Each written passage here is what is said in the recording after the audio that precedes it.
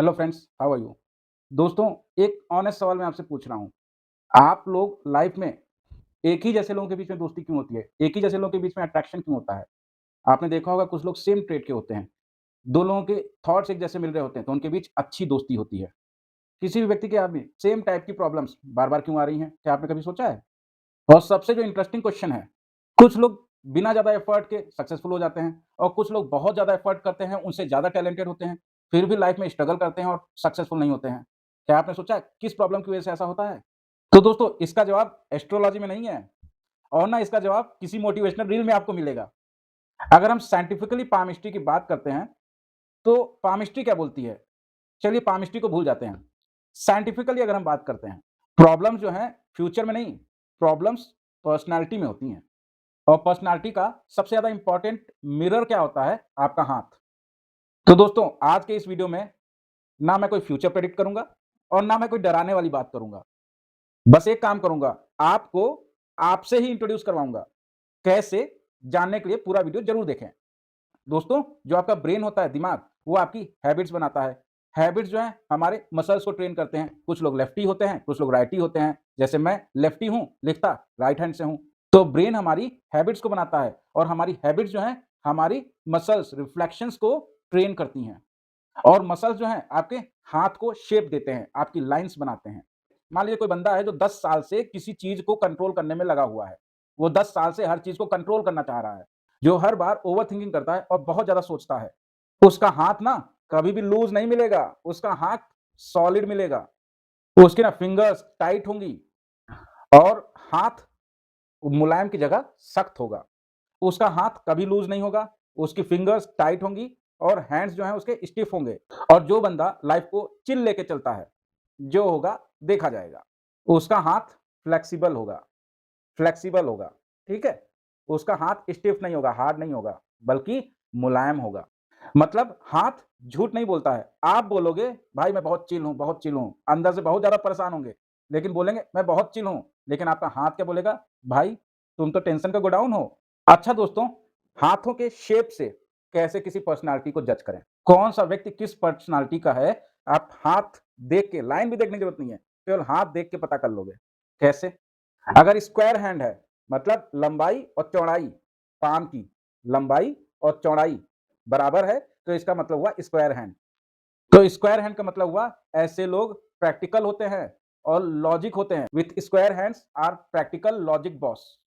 तो जो square palm होता है ना, उसमें लेंथ और विड्थ बराबर होती है। स्क्वायर पाम वाले प्रैक्टिकल थिंकर होंगे, लॉजिकल होंगे, सिस्टम से प्यार करने वाले होंगे। These people will be system loving, discipline oriented होंगे।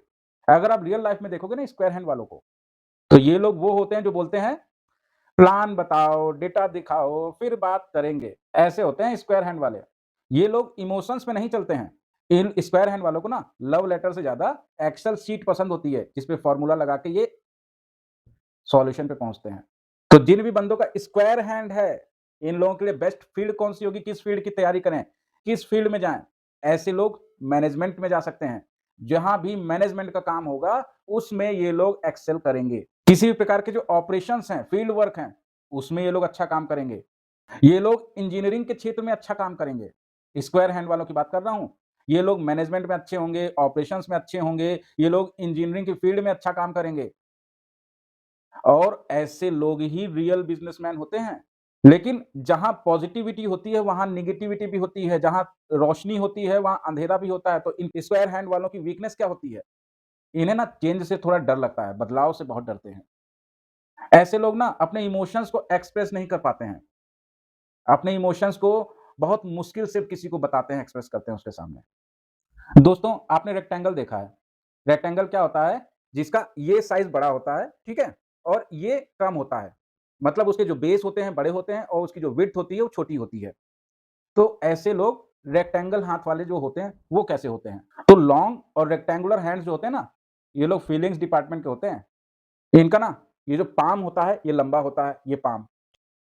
इसकी लंबाई ज़्यादा होगी कंपैरिज़न टू चौड़ाई, मतलब लेंथ लॉन्ग, विड्थ शॉर्ट। और दूसरी इंपॉर्टेंट चीज़ है, इनके ने ये पाम भी लंबा होगा, फिंगर्स भी लंबी होंगी। पाम भी लंबा होगा और ये फिंगर्स भी लंबी होंगी। और अगर रेक्टेंगुलर हैंड्स वालों की अगर हम पर्सनैलिटी ट्रेट्स की बात करते हैं, ऐसे लोग इमोशनल होंगे, डीप डाउन बहुत इमोशनल होंगे। ऐसे लोग इमेजिनेटिव भी होंगे। अच्छा इमेजिनेशन करके अच्छे चीज़ों पे वर्क करेंगे और इनका जो नर्वस सिस्टम होता है, हाइली सेंसिटिव नर्वस सिस्टम होता है इन लोग का। फॉर एग्ज़ाम्पल अगर मान लीजिए आप रियल लाइफ़ में व्हाट्सएप पे किसी से बात कर रहे हो और उसका रेक्टेंगुलर हाथ है और आपने मैसेज में लिख के भेज दिया HMM तो क्या होगा? ये बंदा पूरी कहानी बना डालेगा। रेक्टेंगुलर हाथ जिसका होगा ना, आपने उसको केवल व्हाट्सएप पे बात कर रहे हो और केवल लिख के भेज दिया। ये लोग फिर के आगे पूरी कहानी बना डालेंगे।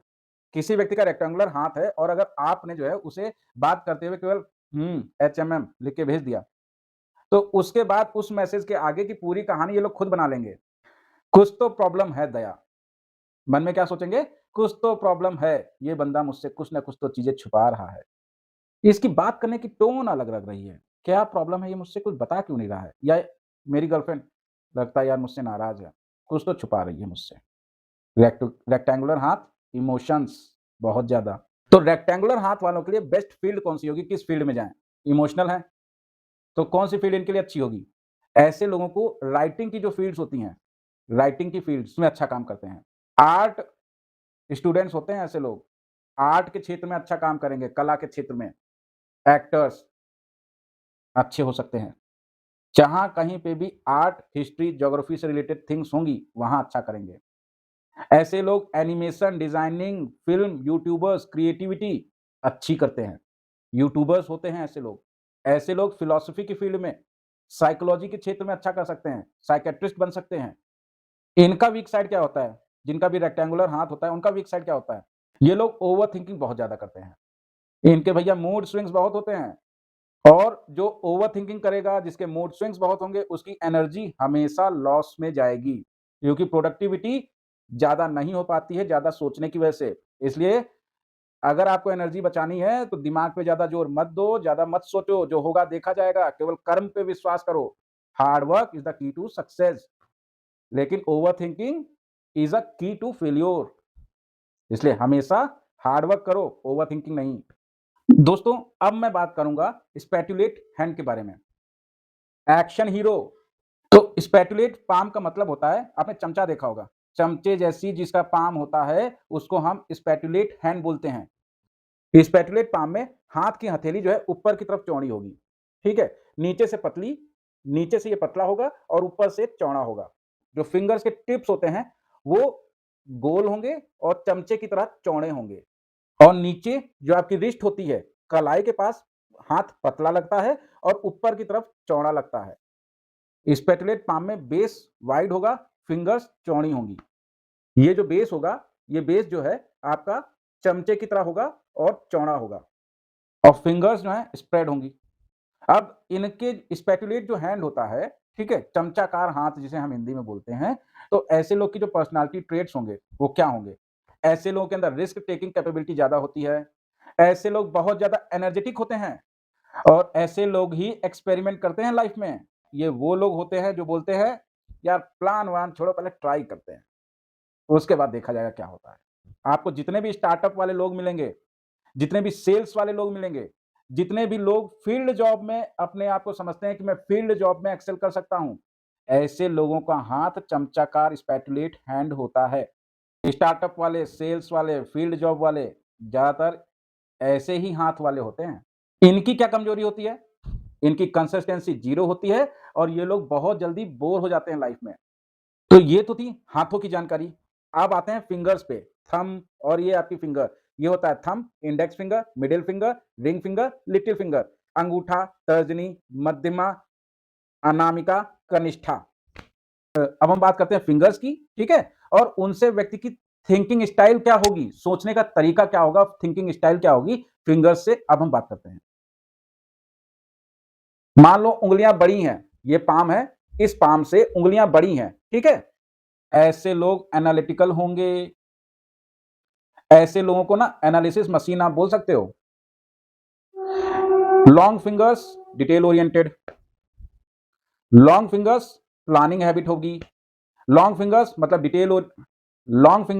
डिटेल ओरिएंटेड होंगे। इन लोग की प्लानिंग करने की हैबिट होती है और ऐसे ही लोग परफेक्शनिस्ट कहलाते हैं लाइफ में, आमिर खान की तरह।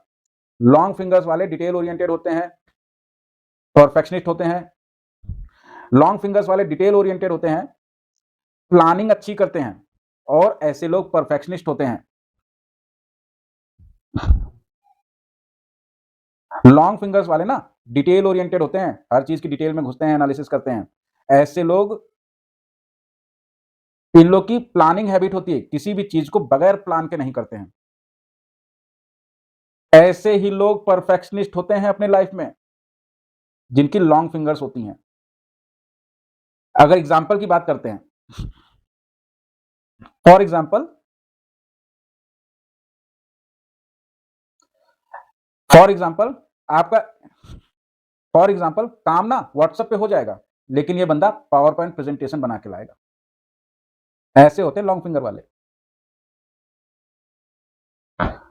और मान लीजिए ये आपका पाम है और इस पाम से आपकी जो फिंगर्स होती हैं ये छोटी हैं, तो कैसे होंगे ऐसे लोग? एक्शन मोड होता है ऐसे लोगों का, काम देखा नहीं शुरू। ऐसे लोग के जो डिसीजंस होते हैं तुरंत फटाफट। ऐसे लोग इंपेशेंट होते हैं और ऐसे लोग का जो फोकस होता है ना केवल और केवल रिजल्ट पे होता है। मान लो इन्हें किसी चीज के रिजल्ट पे जाना है, तो पहले रिजल्ट के बारे में सोचने लगेंगे, काम को करना कैसे है उसके बारे में नहीं सोचेंगे। तुरंत एक्शन मोड, चलो क्रिकेट खेलना है, बैट बॉल है नहीं है, क्रिकेट खेलने चले जाएंगे। तो ऐसे लोग अपनी लाइफ में क्या बोलेंगे? यार काम स्टार्ट करो, यार काम स्टार्ट करो, बाकी देख लेंगे। अब हम बात करते हैं क्रुक्ड फिंगर्स के बारे में। ऐसे लोग प्रेशर बहुत लेते हैं, प्रेशर कुकर वाली सिचुएशन में हमेशा अपने आप को रखते हैं। अब आप लोग सोच रहे हो यार ये क्रुक्ड आदमी सुना है, फिंगर्स क्या होती हैं? जिन भी व्यक्तियों की उंगलियां आपको टेढ़ी मेढ़ी दिखें, ठीक है, कोई ऐसे टेढ़ी होगी, कोई यहां से टेढ़ी होगी, कुछ होगी, तो जब भी उंगलियां टेढ़ी मेढ़ी होती हैं, दो कारण हो सकते हैं। एक तो मेडिकल, ठीक है, और दूसरा आपका किसी भी चीज की बहुत ज्यादा प्रेशर लेना, बहुत ज्यादा मानसिक तनाव में जो लोग रहते हैं, उन लोगों की उंगलियां भी दिखाई देती हैं मानसिक तनाव।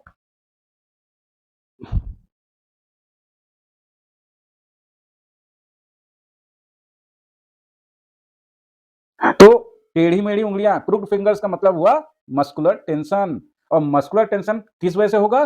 जब आप बहुत ज्यादा समय तक तनाव, स्ट्रेस में रहोगे, तो उंगलियां दिखाती हैं कि ऐसे लोग हर छोटी से छोटी चीज का तनाव लेते हैं, स्ट्रेस लेते हैं अपनी लाइफ में।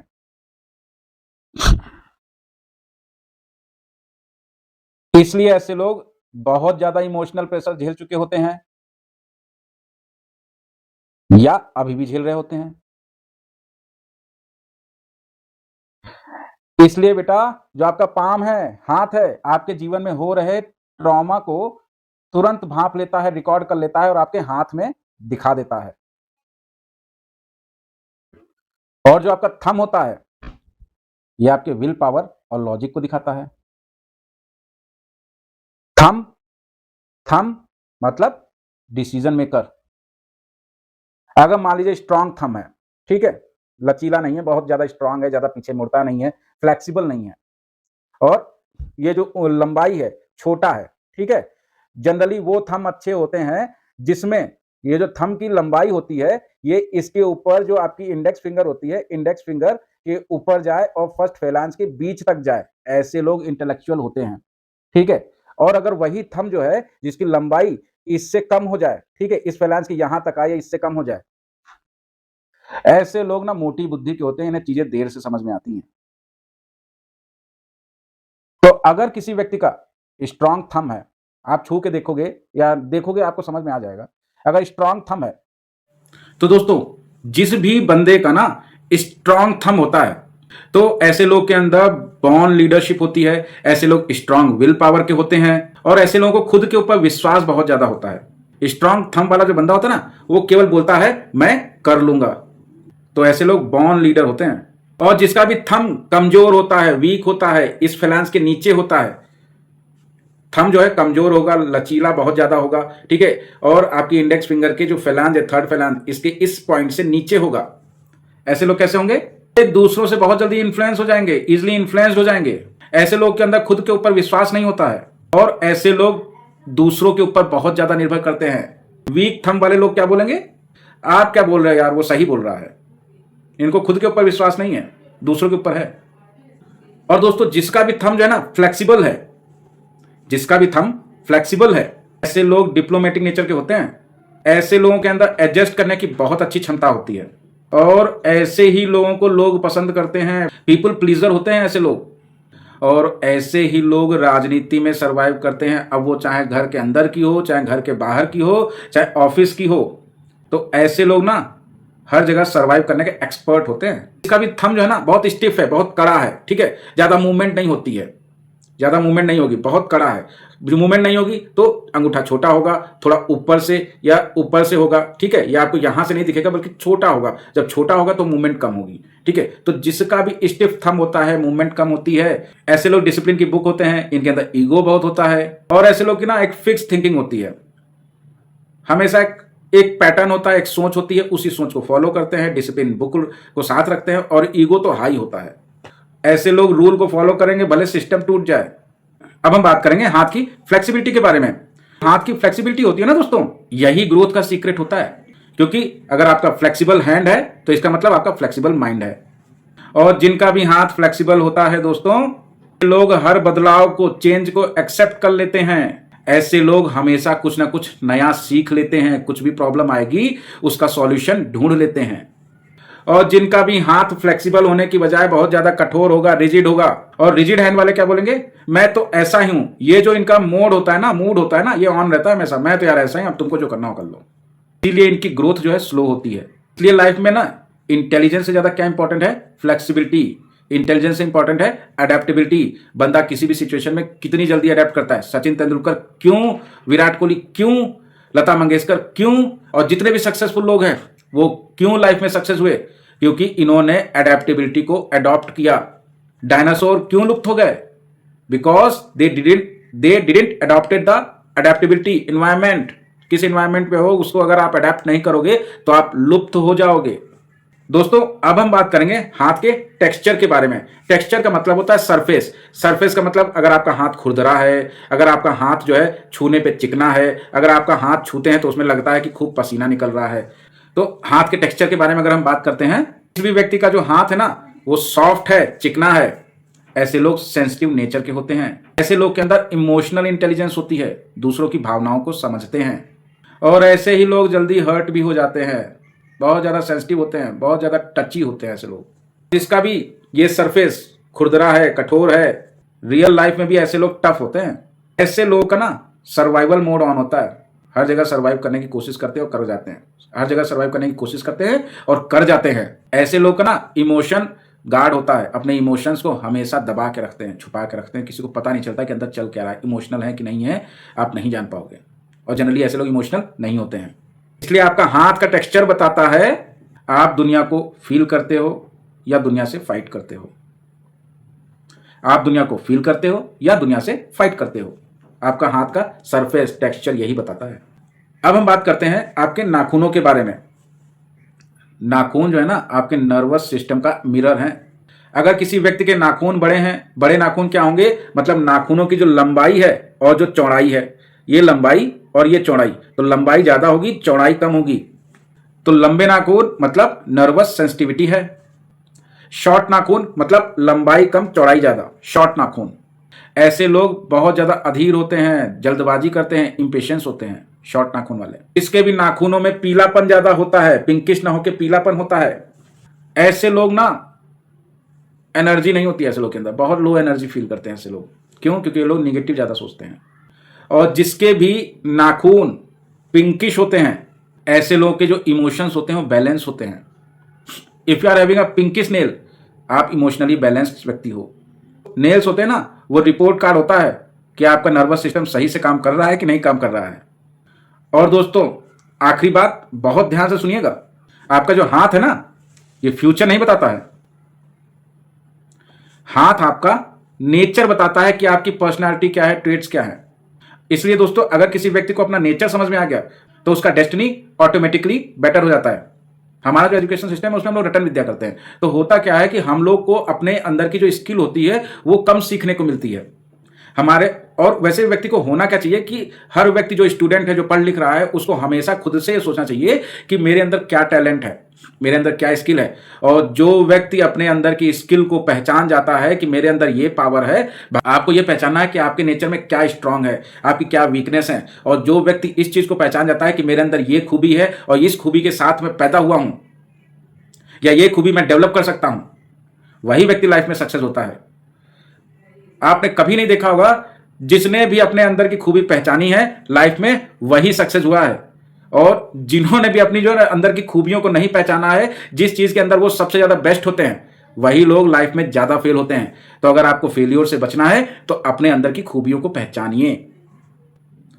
अपने केस में मैं बताऊं तो मैंने अपने अंदर की खूबी 17-18 साल की एज में पहचानी थी, लेकिन मैं अपने जो इनर टैलेंट है, जिस टैलेंट के साथ मुझे भगवान ने पैदा किया है, उस पर काम करना मैंने शुरू किया जब मेरी उम्र 30 साल के बाद हो गई। इसलिए अगर आपको लाइफ में सक्सेसफुल होना है तो अपने इनर टैलेंट को पहचानो। टैलेंट अगर आपने पहचान लिया कि मेरे अंदर ये टैलेंट है, आपको सक्सेसफुल होने से कोई नहीं रोक सकता है। इसलिए दोस्तों, अगर आप चाहते हो real scientific palm reading, personality decoding, no fear, no drama, no superstition, कोई दिखावा नहीं, कोई भूत प्रेत बाधा नहीं, तो हमारे चैनल को लाइक करो, सब्सक्राइब करो। और अगर आपको जानकारी सही लगी हो तो सही जानकारी है तो सही लोगों तक फॉरवर्ड करो, शेयर करो। Because here we don't predict your future but we tell about your nature. और अगर आपको आपका नेचर, आपका टैलेंट समझ में आ गया तो फिर आपको सक्सेसफुल होने से कोई नहीं रोक सकता है। तो मिलते हैं अगले वीडियो में। जय श्री श्याम, जय हिंद, जय भारत।